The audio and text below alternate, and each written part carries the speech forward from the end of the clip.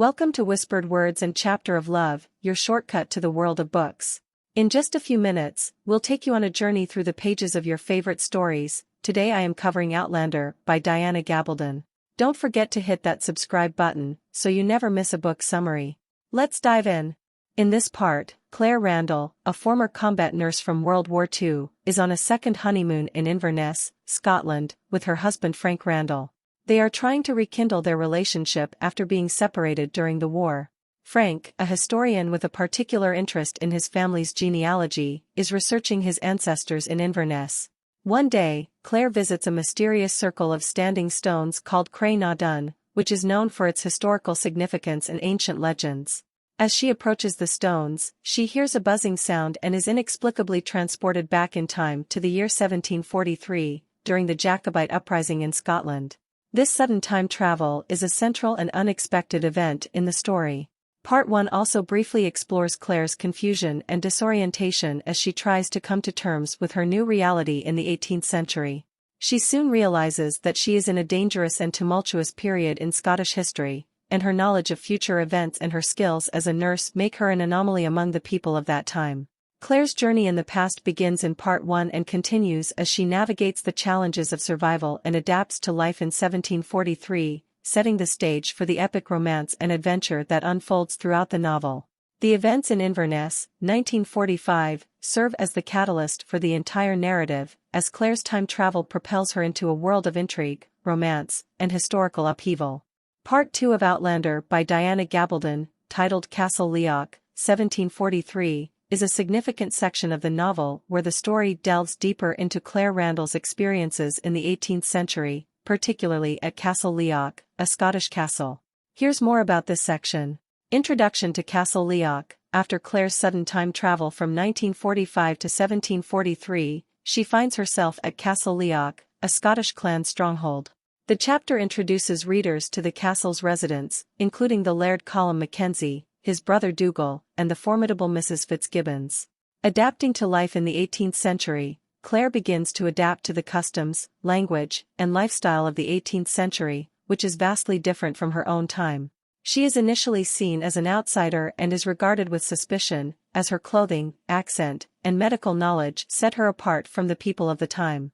Becoming part of the castle, as Claire settles into her life at Castle Leoch, she takes on a role as the castle's healer due to her nursing and medical skills. This position is a double-edged sword, as it both helps her integrate into the community and draws the attention of those who are curious about her abilities.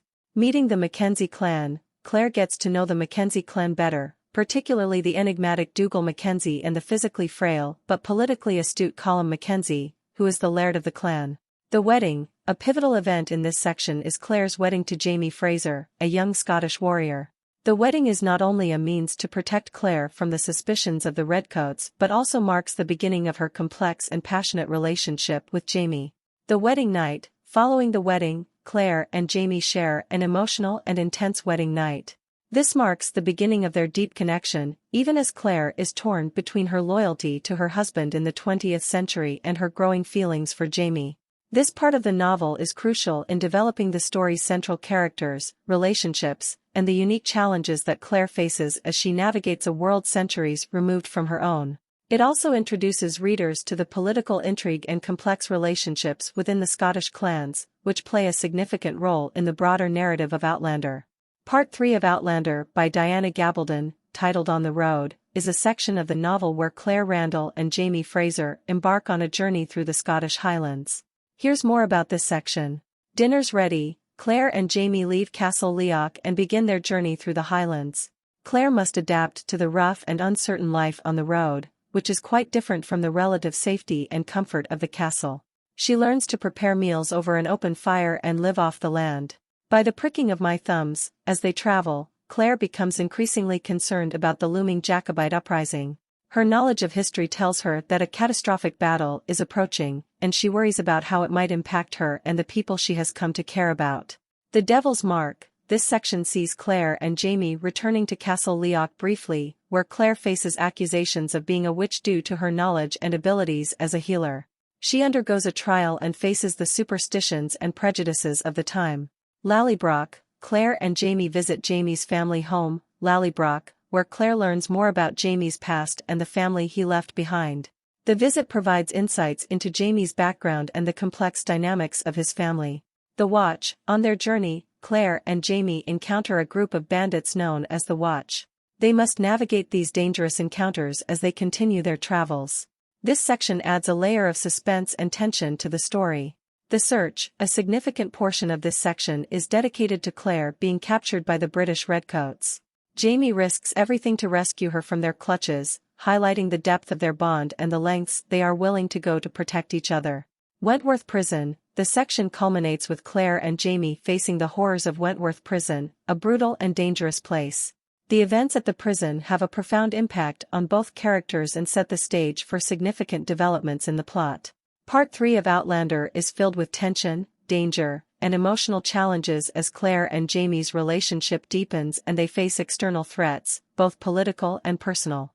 This section continues to explore the rich historical and emotional landscape of the novel. Part 4 of Outlander by Diana Gabaldon, titled To Ransom a Man's Soul, is a crucial and intense section of the novel.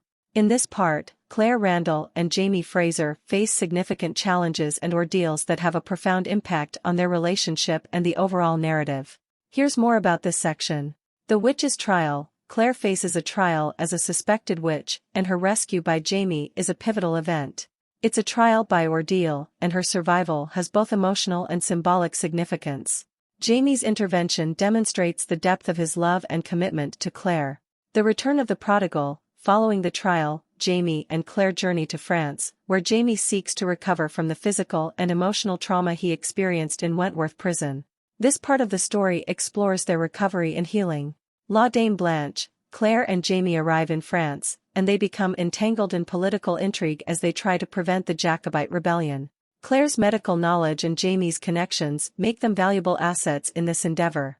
Useful occupations and deceptions. Claire and Jamie become involved in various activities in France, including running a wine business. They work to influence politics and prevent the Jacobite uprising, which Claire knows will end in disaster based on her knowledge of history. Deserted Garden. The challenges and dangers they face in France escalate as they get further involved in the intricacies of the Jacobite cause. This section sets the stage for the climax of their efforts in France.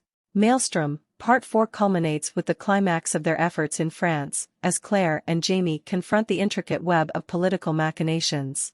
The section leaves readers on the edge of their seats as the narrative builds towards its conclusion. Part 4 of Outlander is a roller coaster of emotions, with Claire and Jamie facing not only the personal trauma they've experienced but also the larger, looming political crisis. Their journey in France is filled with deception, intrigue, and high-stakes decisions as they strive to change the course of history and secure a better future. This part also explores the enduring strength of their love and resilience in the face of adversity. Part 5 of Outlander by Diana Gabaldon, titled Revelation in the Wilderness, is a significant section of the novel where the story takes a dramatic turn as Claire Randall and Jamie Fraser face the impending Battle of Culloden and its aftermath. Here's more about this section. Reckonings. Claire and Jamie return to Scotland, and the political situation is dire. The Jacobite rebellion is gaining momentum, and the Battle of Culloden, a historically significant and devastating conflict, is approaching. The chapter sets the stage for the impending battle and the potential consequences. Return to Leoch. Claire and Jamie return to Castle Leoch, which has seen significant changes since they left. They must navigate the shifts in power and alliances among the Scottish clans. By the pricking of my thumbs, Claire's worries about the upcoming battle intensify. Her knowledge of history tells her that Culloden will be a disaster for the Scottish clans, and she is torn between wanting to change the future and being loyal to the people she cares about. Thou shalt not suffer a witch to live. The events leading up to the Battle of Culloden are marked by tension and fear. Claire's status as a healer and outsider once again puts her in a precarious position, especially as her knowledge of modern medicine is met with suspicion. The Man in the Moon. The aftermath of the Battle of Culloden is explored in this section. The battle has devastating consequences, and the survivors must grapple with the aftermath. The story takes a somber and emotional turn as the characters come to terms with the loss and tragedy. Letters from Lallybroch. Claire's life after Culloden is depicted, and readers gain insight into how she copes with the loss and destruction that followed the battle. The story takes a melancholic turn as the characters grapple with the consequences of their actions. The best-laid schemes, Claire's efforts to change the course of history and prevent the disaster of Culloden come to a head. The consequences of her actions, as well as those of other characters, play a significant role in the resolution of the story. Part 5 of Outlander is a poignant and pivotal section of the novel, where the historical and personal consequences of the characters' actions are deeply felt. It explores the harsh realities of the Jacobite rebellion and the sacrifices made by the characters. The section also examines the theme of fate and whether it can be altered by individual choices and actions. Part 6 of Outlander by Diana Gabaldon, titled A Fugitive in a Foreign Land, is the final section of the novel, where the story's resolution unfolds as Claire Randall faces new challenges and unexpected revelations. Here's more about this section. To ransom a man's soul, the section opens with the resolution of the aftermath of the Battle of Culloden. Claire and Jamie's lives have been profoundly affected, and they must navigate the post-war landscape in Scotland. Claire is determined to reunite with Jamie. Revelation in the wilderness. Claire's efforts to find and reunite with Jamie continue, and her journey takes her to various locations in her quest to locate him. Her determination and resourcefulness are put to the test. A Fugitive in a Foreign Land. This section's title reflects Claire's situation as she searches for Jamie in a Scotland altered by the events of Culloden. Her quest brings her to Edinburgh and other places, and she faces both personal and political challenges. To ransom a man's soul. The resolution of Claire's search for Jamie and their eventual reunion are explored in this part. It reveals how their experiences and the impact of history have shaped them and their relationship. Part 6 of Outlander is a culmination of the story's themes and character arcs. It delves into the characters' personal growth and the impact of historical events on their lives. The section also explores the enduring strength of Claire and Jamie's love and their ability to overcome adversity. It's a fitting conclusion to a tale filled with romance, adventure, and historical intrigue. Thanks for joining us on this literary journey today. If you enjoyed this book summary, don't forget to hit the like button and share it with fellow book lovers. For more quick dives into the world of literature, be sure to subscribe and ring that notification bell, so you never miss another chapter. Also, in the video description below, you'll find a link where you can listen to the full book for free. So, if you're eager to explore the entire story, be sure to check that out. Until next time, happy reading!